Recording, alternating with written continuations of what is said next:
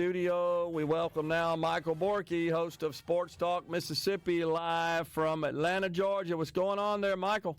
Man, we've been working nonstop since this morning. Even Richard Cross is working right now. Good. So we're busy if that's the case. What about Hey Dad? Where's he? Walking around here somewhere. I don't know what he's doing. Make sure he's working now.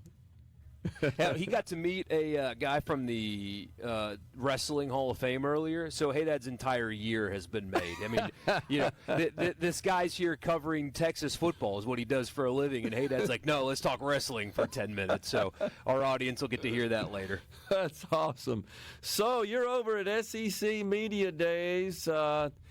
It comes around this time of year every year. It's hard to believe, but in the not-too-distant future, college football kicks off, and that's, of course, what they're talking about. What do you got to share with us? You had Ole Miss was up yesterday. What did you learn? Ole Miss was up yesterday, and if you're looking for what did you learn about football from Lane Kiffin, like his football team, the answer is nothing, and he would prefer it that way. It's a lot of coaches here want to talk a lot without saying anything.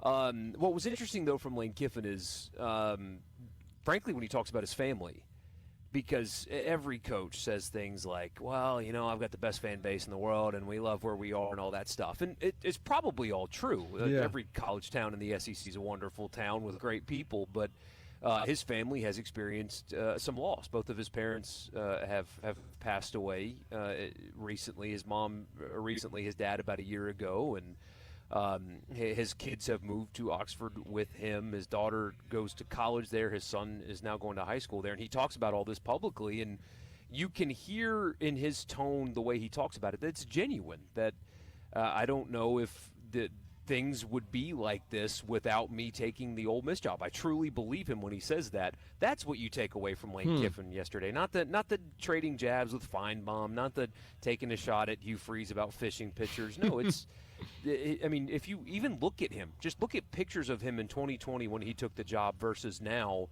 that there's been some health growth in his life, and he stood on the podium and offered you a lot of humanization. And you don't get that a lot from these guys here. Yeah, that's interesting. So I think what fans probably want to know more about is, in fact, what they're not talking about, which is, what's your football team look like? How good is your team going to be? And it's funny, we asked him, and he was just like, well, I don't know. And you probably want a better answer, but I don't know.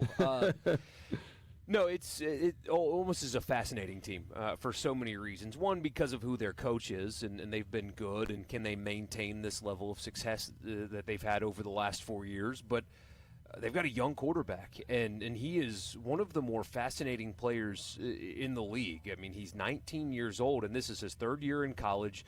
He's already graduated college.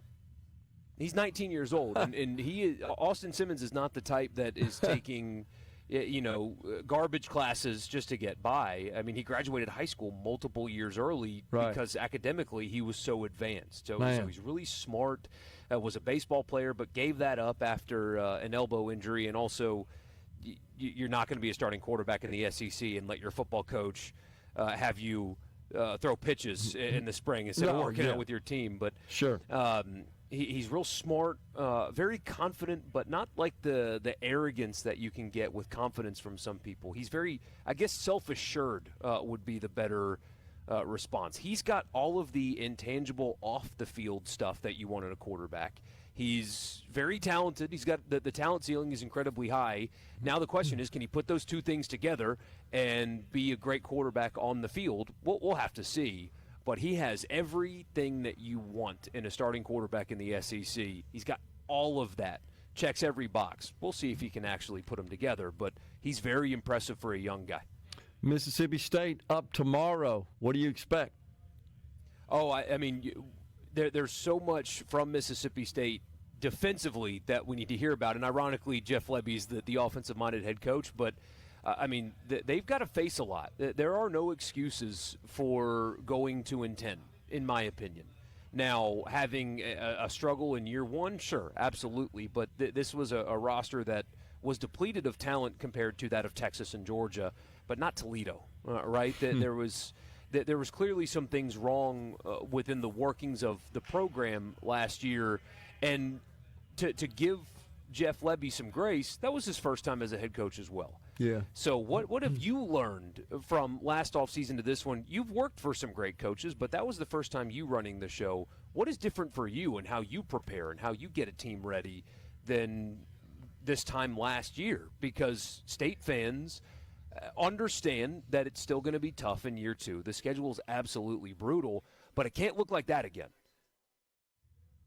Yeah, totally understand. So what about the whole NIL thing there, Michael? I mean, is that kind of in the rearview mirror now, or is this still a front and center topic? It's still a talking point because the coaches still are nobody really knows what's going to happen. Because as you know, especially in your, I guess, line of work, if you will, with your show and understanding laws and stuff like that, this House settlement that allowed the schools to pay players directly included a cap on what you can pay them. And it also included this clearinghouse run by Deloitte that the players, if they got a third-party marketing deal, would have to clear through Deloitte, and they were either confirming that, hey, you can accept this money, or denying it, and they were getting a lot of denials. And as you know, in the United States of America, if you are a legal adult and somebody wants to cap your earning potential, cap your salary, cap your income, whatever it is, and if you don't agree to that, that is against the law because we live in a free country in a relatively capitalist society. So when the players did not have a seat at this table, when they did not agree to this, and you try to cap their earning and cap their ability to move and cap their ability to market themselves, that opens yourself up to lawsuits. And we are not even a month into the House settlement being approved, and there's already some lawyers and stuff saying, hey, you better stop denying these deals, because if you do, we're going to take you to court and we will win. Man. Because they will take them to court, and they will win until you give them a seat at the table or until you get Congress to grant them an antitrust exemption. You can't deny income for people that don't agree to that. And so I don't know why they keep trying to do these things, because they get sued and they lose. But here we are again, Gerard, that they're already backing off because lawsuits have been threatened, and they know that in court in the United States that doesn't hold up. Do you sense that coaches and programs are sort of getting accustomed to this environment, or are they still kind of grousing about it? Some of them are, and some of them are thriving in it. I mean, everybody's got some complaining, of course, to do. But, I mean, you hear Auburn walking around talking about how they do things the right way and everybody else is doing it wrong. Well, you know, nobody buys that. People they're figuring it out. And, I mean, this is kind of cynical, but I do not care about the complaining about how difficult a $10 million a year football coach's job is. We know you guys go fishing, and we know you go play golf, and you get to spend some time at your really nice house on 30A. It can't be too difficult if you're living in luxury, right? So I don't want to hear that it's tough to have your player might transfer. Boo-hoo. You're making $10 million a year. Go get another one. So I wonder, Michael, if this new environment, this NIL environment, paying players, has that made compliance more or less difficult for programs? More. Just trying to figure out what the rules are. Yeah. And they're. I mean, in some cases, it's like there aren't any rules, so just don't bother, because they can't enforce them.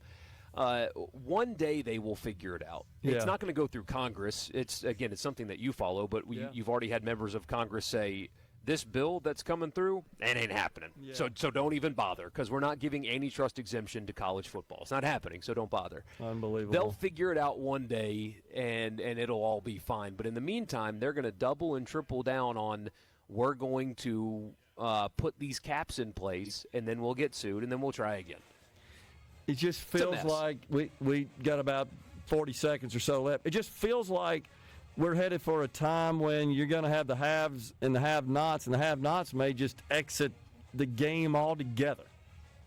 Here's the thing, though. There's always been a haves and have-nots in college football, and I don't think that gap has gotten any wider. Okay. Interesting analysis. All right, appreciate it. Well, you guys have a good Anytime. time over there. Appreciate you calling in. Great talk with you there, Michael. Appreciate it, man. Yes, sir. Talk to you soon. We're coming right back in the Element Wealth studio. Stay with us.